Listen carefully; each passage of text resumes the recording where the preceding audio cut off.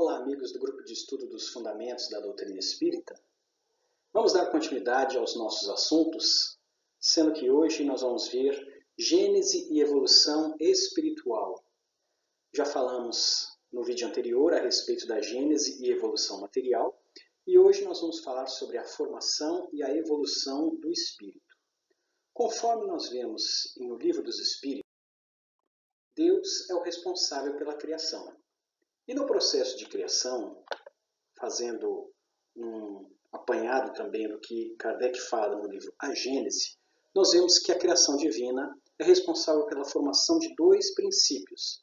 O princípio material, que vai dar origem a tudo aquilo que nós conhecemos como matéria, e também o princípio espiritual, que vai dar origem ao espírito. O princípio material vai formar todo o fluido universal, conforme nós observamos em O Livro dos Espíritos e em A Gênese.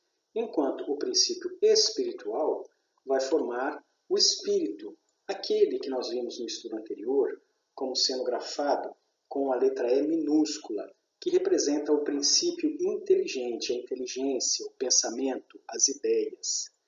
Esse processo de formação do fluido universal e do princípio inteligente, ou seja, o espírito com a letra E minúscula, ainda nos é desconhecido. Não é possível no mundo, tal qual nós conhecemos atualmente, termos o conhecimento a respeito desta formação, de como se forma o fluido universal e de como se forma o espírito como princípio inteligente.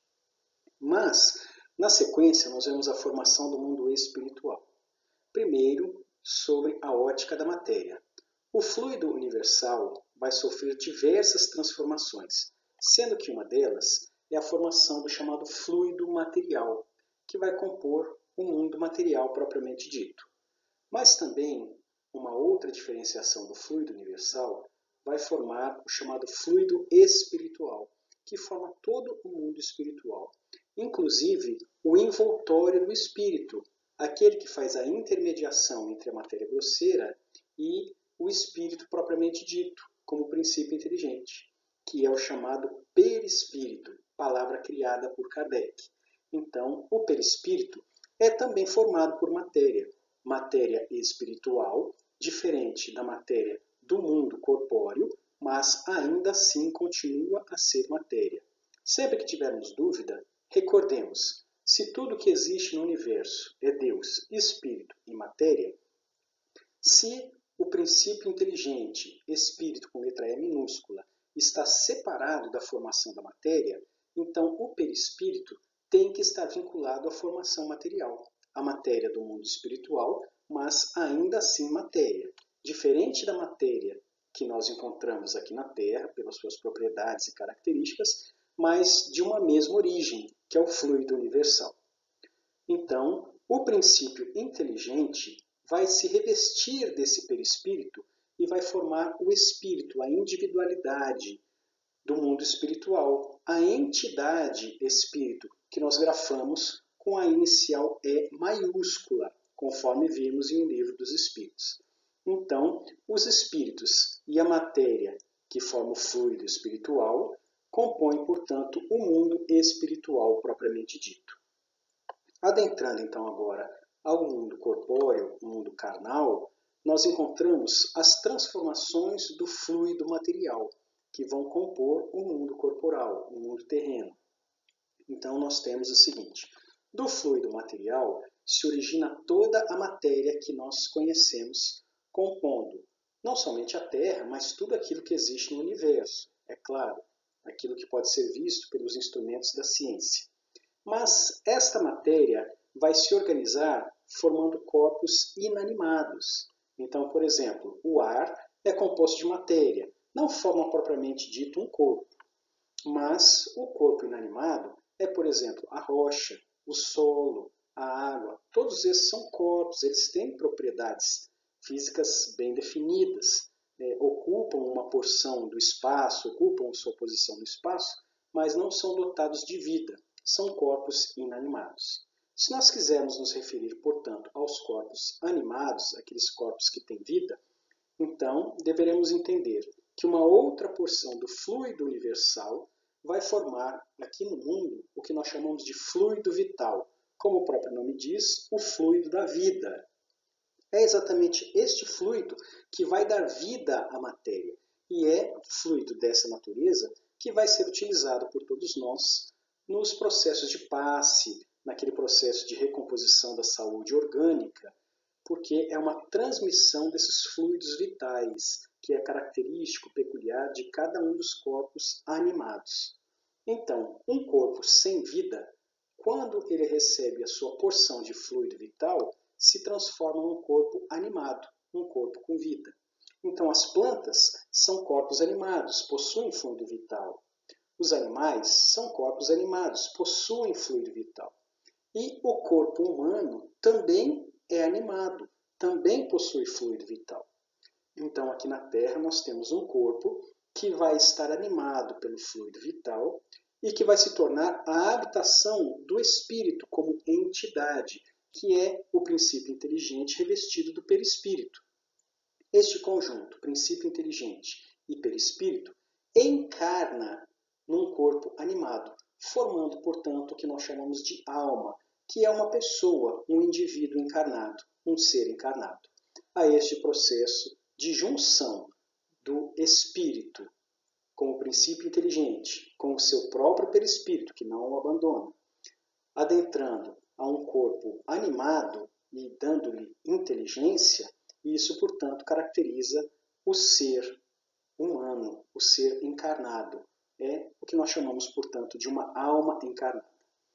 Quando cessa a atuação do fluido vital, nós dizemos então que ocorre o fenômeno biológico da morte. Sim, a morte existe.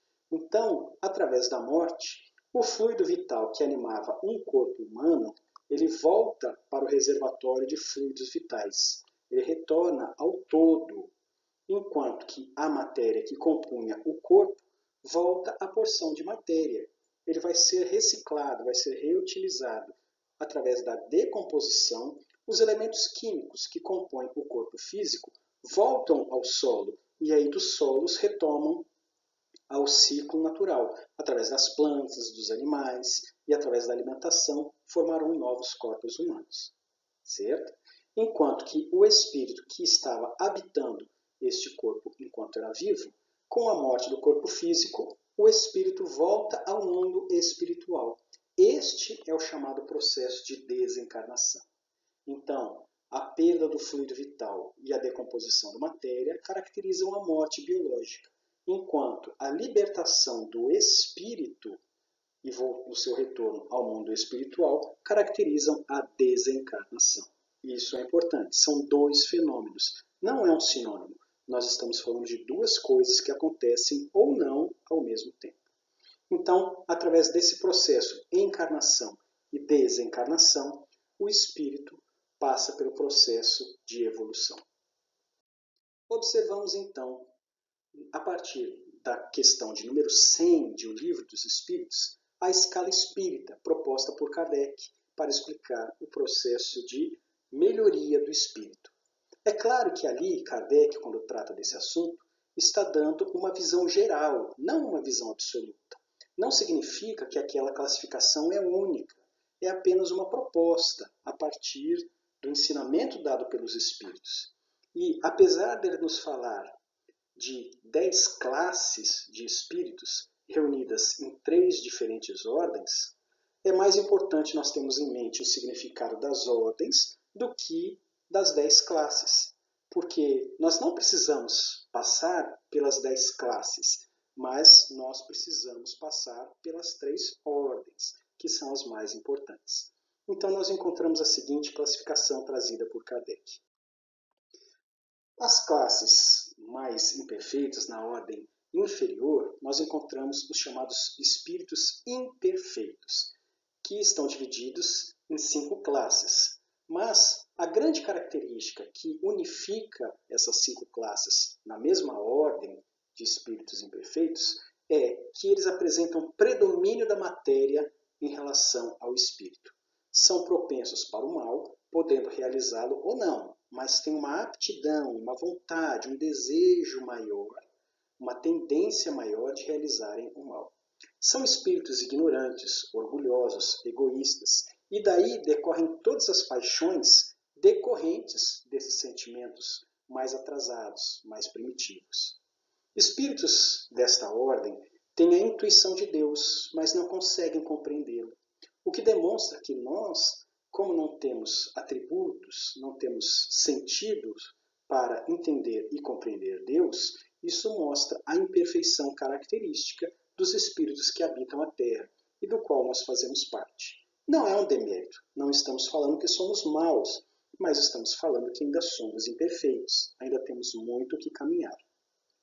Nem todos os espíritos dessa ordem são essencialmente maus, como falamos. Alguns simplesmente não fazem o mal, mas também não fazem o bem. E a inteligência pode se achar aliada à maldade ou à malícia, a depender de qual categoria nós estamos falando.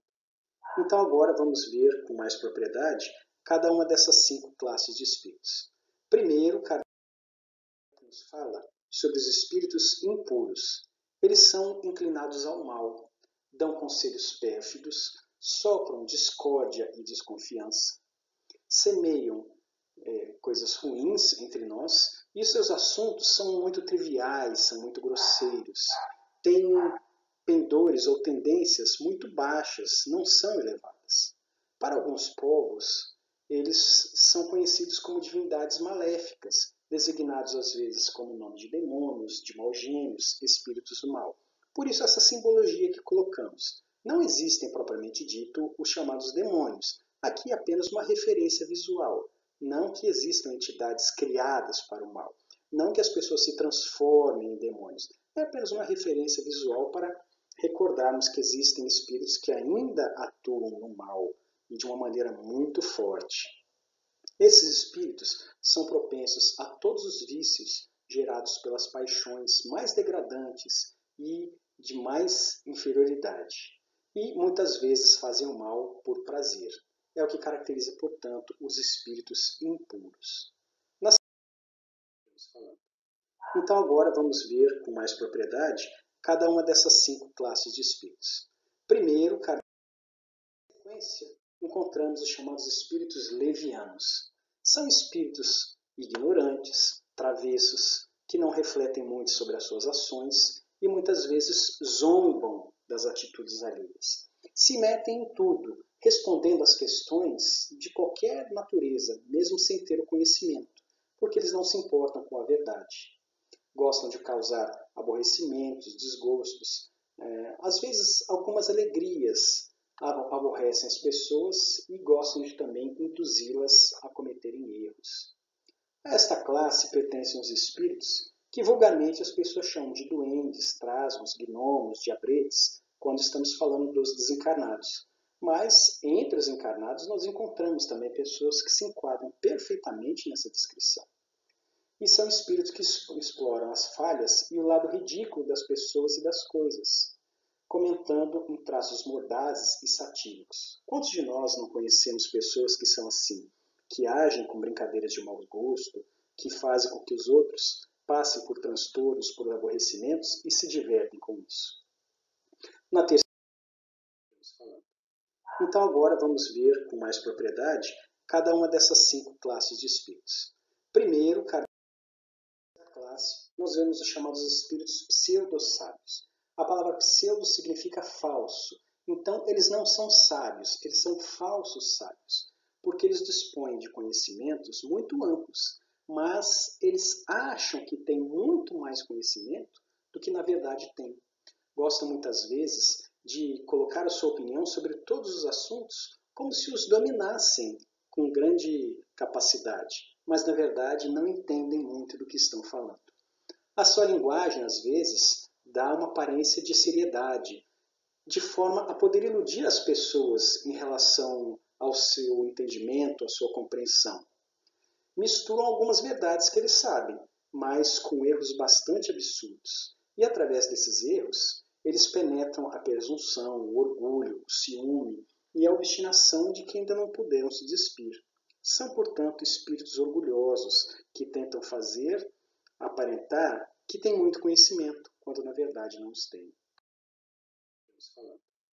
Então agora vamos ver com mais propriedade cada uma dessas 5 classes de espíritos. Primeiro, depois nós encontramos os chamados espíritos neutros, que são também inferiores. Eles não são bastante bons para fazerem o bem a todo instante, mas também não são muito maus para fazerem o mal. Ora, mas pelo simples fato de não fazerem o bem, isso já demonstra a sua inferioridade. Não fazer o mal não é nenhum mérito, porque não fazer o mal é uma obrigação, mas fazer o bem também deveria ser uma obrigação. E às vezes os espíritos dessa categoria têm preguiça de agir no bem. Podem não prejudicar ninguém, mas também não beneficiam, o que já é então uma demonstração de sua inferioridade. Pendem tanto para um como para o outro lado, e não ultrapassam a condição comum da humanidade, no que se refere à sua moral e também à sua inteligência. São apegados às coisas desse mundo e as grosseiras alegrias lhes causam muitas saudades quando estão no mundo espiritual. Essa, portanto, uma categoria que envolve um número muito grande de espíritos encarnados, que não fazem o mal, mas também não se dispõem a fazer o bem. E a última classe que estamos falando. Então agora vamos ver com mais propriedade cada uma dessas 5 classes de espíritos. Primeiro, nessa ordem, são os espíritos perturbadores. Eles não fazem uma classe propriamente dita pelas suas características. Eles cabem em todas as anteriores e manifestam a sua presença por meio de pancadas, por meio de movimentos, de características físicas, e foram muito utilizados para chamar a atenção para os fenômenos espíritas, logo no início da codificação kardeciana. Prestaram-se para essa finalidade e depois foram dispensados. Eles são os agentes que atuam sobre os elementos planetários, como a água, o ar, o fogo, os corpos e também nas entranhas da Terra. São, portanto, responsáveis pelos elementos da natureza, daí também serem conhecidos pela denominação de elementais.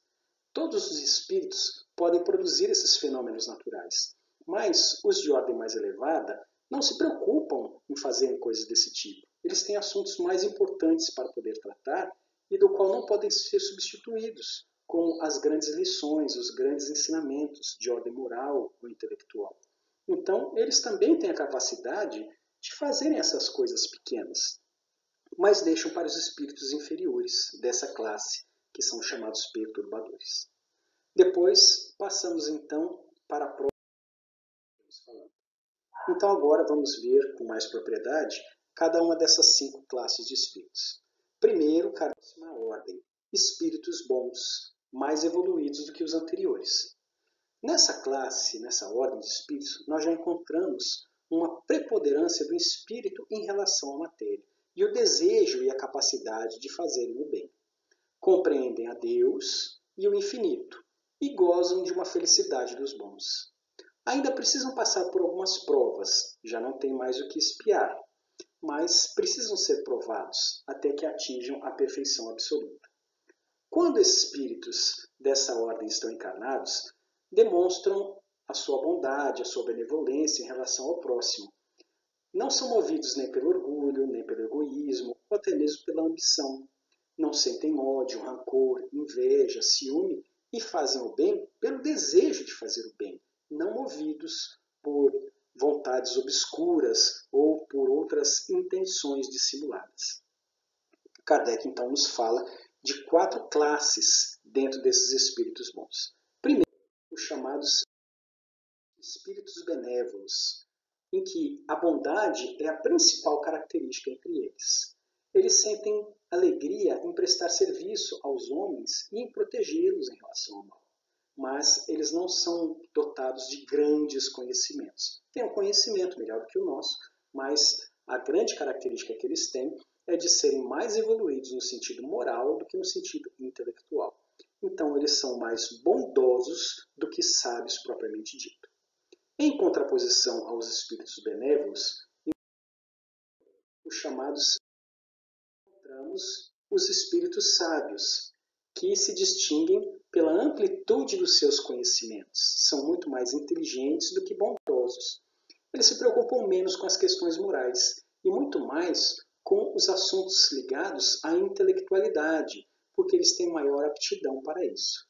Encaram a ciência sob um ponto de vista da utilidade que a ciência pode ter, e eles não são dominados pelas paixões próprias dos espíritos imperfeitos. Então, não são movidos pelo conhecimento que leva à vaidade de ser reconhecido como doutor neste ou naquele assunto, mas sim em poder utilizar a sua inteligência para promover o bem indistintamente. Uma outra categoria, os chamados a dos espíritos de sabedoria, em que eles aliam a qualidade moral mais elevada também. Não possuem conhecimentos ilimitados, mas uma característica que os distingue é que, pelo seu desenvolvimento, eles podem fazer um juízo melhor sobre as coisas humanas. Então, eles podem aliar ao seu conhecimento moral e intelectual uma capacidade de discernir melhor situações e darem melhores conselhos. Esta, então, é a sua grande característica, de poderem discernir, de poderem solucionar questões com maior facilidade do que os demais. São, portanto, bons orientadores, bons conselheiros. E, por último, nós encontramos os chamados os espíritos superiores, que reúnem as características dos outros: ciência, sabedoria, bondade. A linguagem que se utiliza nas comunicações é sempre digna, bastante elevada e algumas vezes até mesmo sublime. Eles são mais aptos do que os outros das outras classes a nos darem justas noções sobre as coisas do mundo incorpóreo, porque não são falseados pelos maus sentimentos, pelo orgulho, pelo egoísmo, e também por já terem avançado mais do que os outros que são dessa mesma ordem. Comunicam-se de boa vontade com aqueles que de boa fé procuram obter a verdade, e cuja alma já está bastante desprendida das coisas terrenas e estão mais aptos, portanto, a compreenderem os seus ensinamentos. Quando eles encarnam aqui na Terra, é por uma exceção, e sempre para cumprir uma missão de progresso, e nos apresentam como sendo um tipo de perfeição a que nós podemos aspirar aqui nesse mundo. Então, são aqueles grandes missionários que nós encontramos e que estiveram aqui no mundo, prestando serviço a toda a humanidade. São, portanto, espíritos de ordem muito elevada. Mas ainda têm que passar por determinadas provas, ainda não têm o conhecimento em grau absoluto, como os espíritos que são caracterizados pela última ordem, os espíritos puros, os chamados. Nesta última ordem, encontramos espíritos que já não têm mais nenhum tipo de influência da matéria. Apresentam superioridade intelectual e moral absoluta em relação aos espíritos das outras ordens. E Kardec nos chama a atenção, dizendo que para esta ordem de espíritos puros há apenas uma única classe. E a característica desses espíritos é que já percorreram todos os degraus da escala e se despojaram de todas as impurezas que nós precisamos perder. Eles não sofrem mais necessidades de expiações e também não precisam passar mais por provas, e isso é uma característica distintiva em relação àqueles espíritos superiores que nós vimos na classe dos espíritos bons. Esses espíritos puros já gozam de uma felicidade absoluta. Não se acham mais submetidos às necessidades e aos problemas da matéria, porque já estão despojados dela.